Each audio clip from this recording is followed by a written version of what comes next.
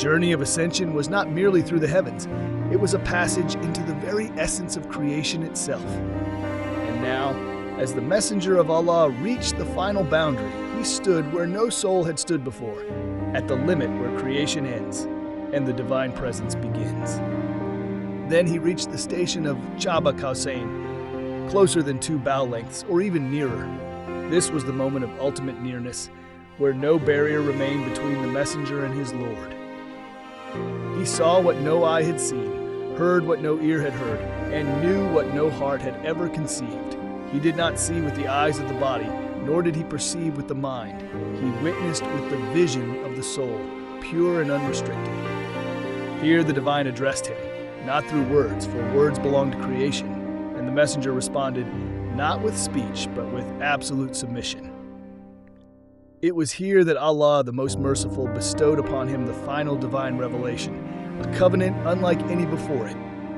This was the ultimate knowledge, beyond time and beyond the revelations given to any prophet before it.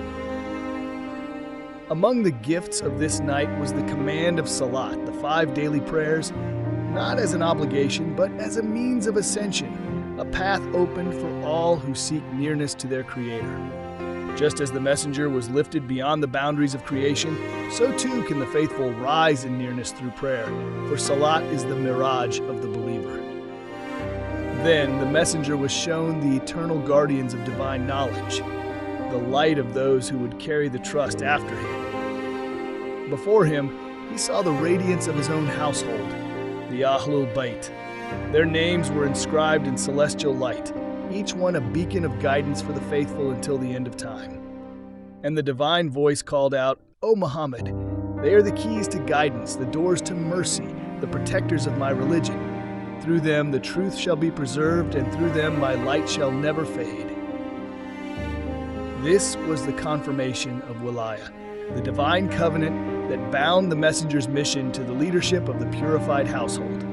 It was a trust that no other creation could bear, except those chosen by Allah Himself.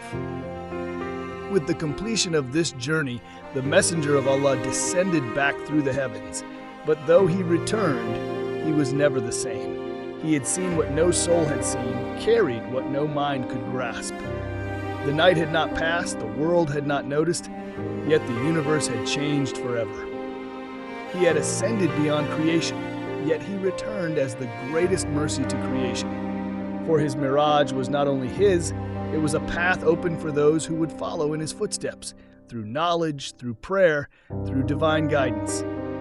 The journey was complete, but its light would remain, illuminating the way for all who seek the truth. Thus ended the greatest journey ever undertaken, not by steps, not by wings, but by divine command. From the arsh to the depths of creation, from the veils of light to the realms unseen, the messenger of Allah returned, carrying the trust that would shape the destiny of humanity.